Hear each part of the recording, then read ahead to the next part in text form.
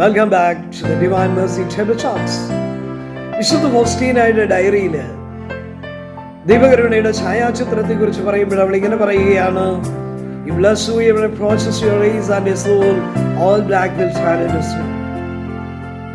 ഈ പ്രകാശകിരണങ്ങളെ സമീപിക്കുന്ന ആര് തന്നെയാണെങ്കിലും അവർ അനുഗ്രഹിക്കപ്പെടും.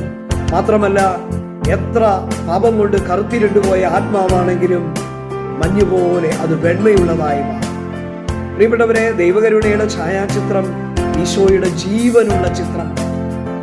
ഈശോയുടെ തിരുവിലാവിൽ നിന്ന് തിരുരക്തവും തിരുജലവും അനർഗളമായി ഒഴുകിക്കൊണ്ടിരിക്കുകയാണ് ഈ പ്രകാശകിരണങ്ങളിലൂടെ.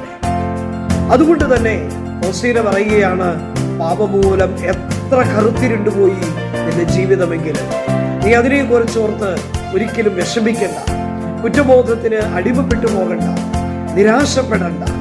മറിച്ച് ഒരു കുഞ്ഞ് തൻ്റെ അമ്മയുടെ മുമ്പിൽ ശരീരം മുഴുവനും മലിനമായി, ചെളിയായി, അഴുക്ക് പുരണ്ട് വസ്ത്രവുമായി ഒരമ്മയുടെ മുമ്പിൽ ചെന്നു നിൽക്കുന്ന ഒരു കുഞ്ഞിൻ്റെ അതേ മനോഭാവത്തോടെ ദൈവകരുണയുടെ ഛായാചിത്രത്തിൻ്റെ മുമ്പിൽ ദിവസവും പോയി ഏതാനും നിമിഷങ്ങൾ ആ പ്രകാശകിരണങ്ങളെ ജീവിതത്തിലേക്കും ആത്മാവിലേക്കും ഏറ്റുവാങ്ങിക്കൊണ്ട് ഒന്ന് നിൽക്കാൻ തയ്യാറാകുമെങ്കിൽ തമ്പുരാൻ തന്നെ നിന്റെ ജീവിതത്തെ കഴുകും.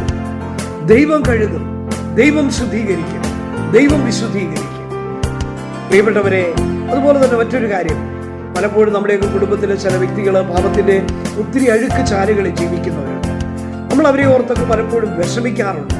ഒന്ന് മാത്രം ചെയ്താൽ മതി എന്നാണ് വിശുദ്ധ ഫൗസ്റ്റീന പറയുക. ദൈവകരുണയുടെ ഛായാചിത്രത്തിന് മുമ്പിൽ ഒരു തിരി തെളിച്ച് അവരെ ആ പ്രകാശകിരണങ്ങളുടെ മുമ്പിൽ കൊണ്ടുവന്ന് എല്ലാ ദിവസവും തമ്പുരാന് സമർപ്പിക്കുക. തമ്പുരാൻ അവരെ കഴുകും, ദൈവം അവരെ വിശുദ്ധീകരിച്ച് നിങ്ങൾക്ക് തിരിച്ചു തരും. അപ്പോൾ ഈശോ അനുഗ്രഹിക്കട്ടെ. ഒരു നല്ല ദിവസം.